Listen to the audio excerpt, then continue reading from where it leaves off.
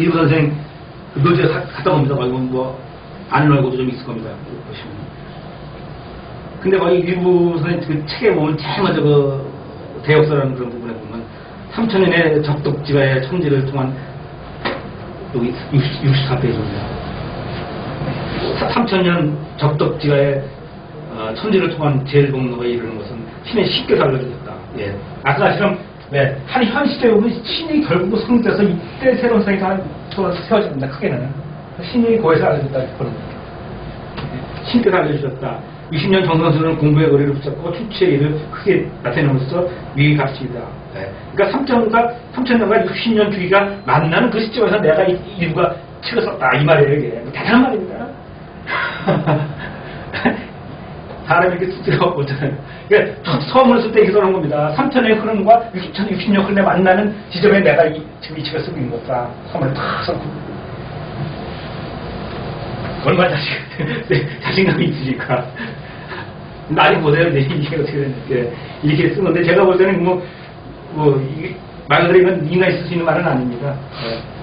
이런 건 다 받아서, 하늘에 받아서 자기도 모르게 쓰는 얘기예요. 네. 자, 64페이지 또 보면 수명기요. 수명기 보시죠. 밑에요. 한호선 얘기입니다. 예, 문화사의 조례를 살펴보면 정신문명이 발전했던 시대에는 윤리와 도덕의 성행하였고, 반면으로 물질문명이 발달할 때는 수량과 부패의 판을 치게 되었던 것이다. 윤리사는 대체로 3단계로 구분할 수 있다. 그런데 현 시점은 바로 수명기에서 다시 창조에 접어드는 시점에 있는 것이다. 동양 문명은 수명기에 처했을 때 서양의 물질문명이 최의 성기를 맞이했다는 것인즉 오늘의 세계 문명이 바로 그것이다. 이분이 시대는 그랬어요. 근데 지금은 알다시피 서양 문명을 조금씩 있고 동양이 조금씩 커가고 있는 그 시점이에요. 그죠? 인터넷 시대는 때 한국이 세계 최강이라는 얘기도 나오면서 이분은 한호생이 있을 때는 그런 거 못 봤잖아요. 그러면서 동양이 다시 조금 늦추고 있는 겁니다. 이제 제가 볼 땐 그 시점이 지금 현재 있어요. 그러니까 우리 시점은 분명히 알아야 되는 얘기죠. 아는데 그렇다고 누구 욕을 하지 않겠어요? 배운 대로 다 하는 건데요. 근데 시대가 그랬으니까 그래요. 근데 우리가 이제 이렇게 해서 아는 시대가 있을 때는 이제는 뭐랄까요? 좀 그 모여가는 그런 시대를 앞서가야 되지 않겠나 그런 얘기입니다. 저희가. 근데 하나 재밌는 게 어떻습니까? 우리가 지금 이 수명기에 있는 건 맞습니까? 수명기에서 이 새로운 시대로 가는 건 맞습니까?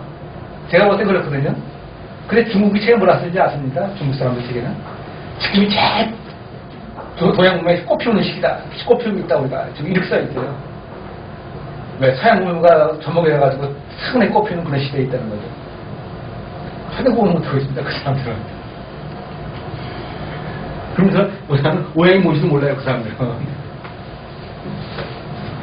오행은 관계가 없어요. 아니 관계가 없어요. 오행하고 참. 말하면 오행 그러고 오행은 전혀 관계가 없어요. 그래서 앞으로의 시대는 26페이지입니다. 앞으로의 시대는 어떤 시대가 붙어있을 것이냐.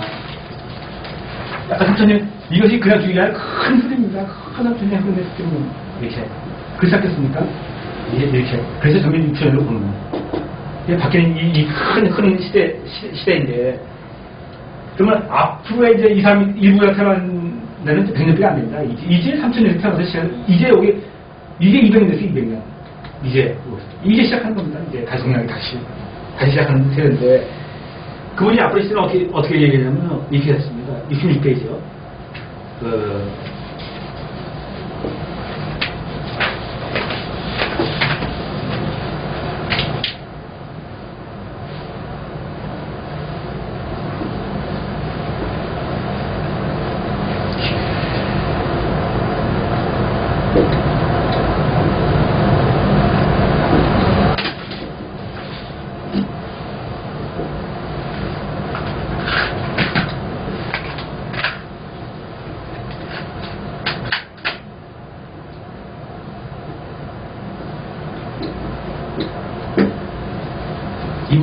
이렇게 이런 분들이 성인들 얘기하거든요. 그냥 하는 게 아니라 다르서 하는 얘기예요.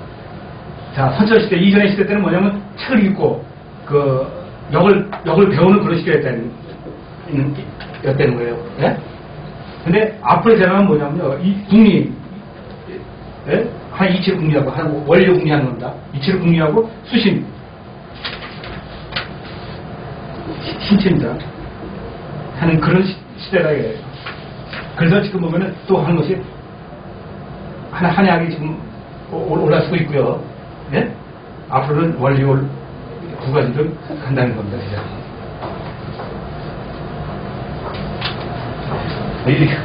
왜 이렇게 나왔느냐? 원래 다 있고요. 다 나오는 거죠.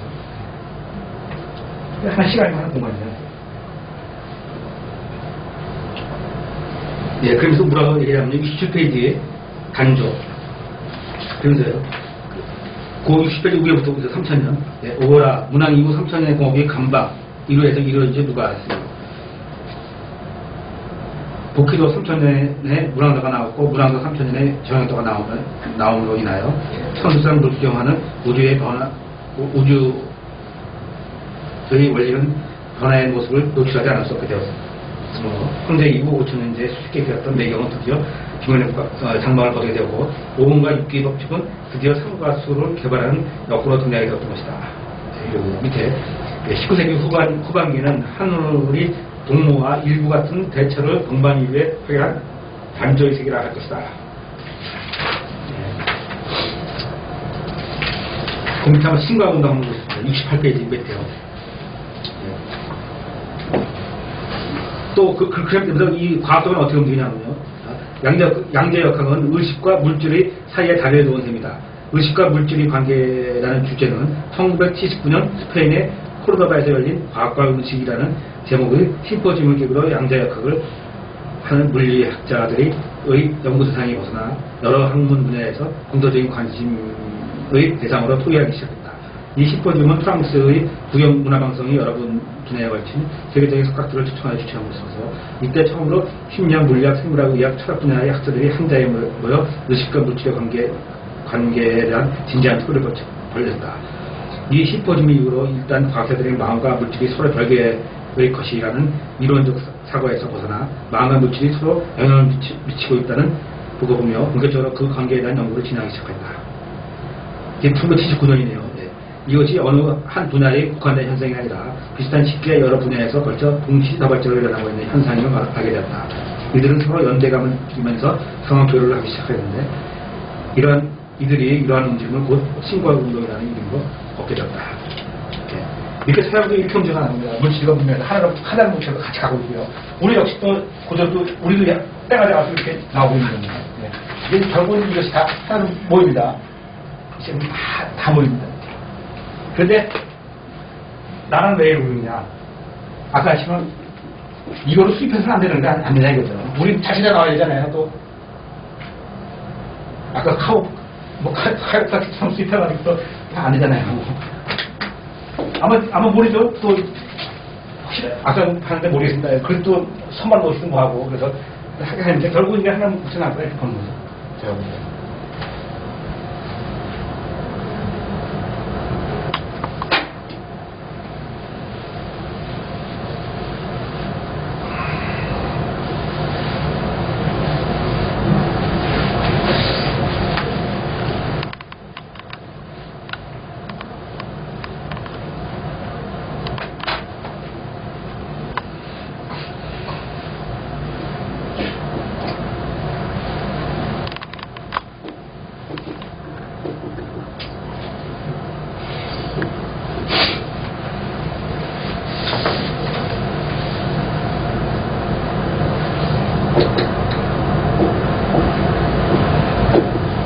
아인슈타인이 말년에 사람이 50, 학문 쪽 하다가 50 먹어서 하는 학문이면 그게 사실 진짜 학문이에요. 자기 인생에서.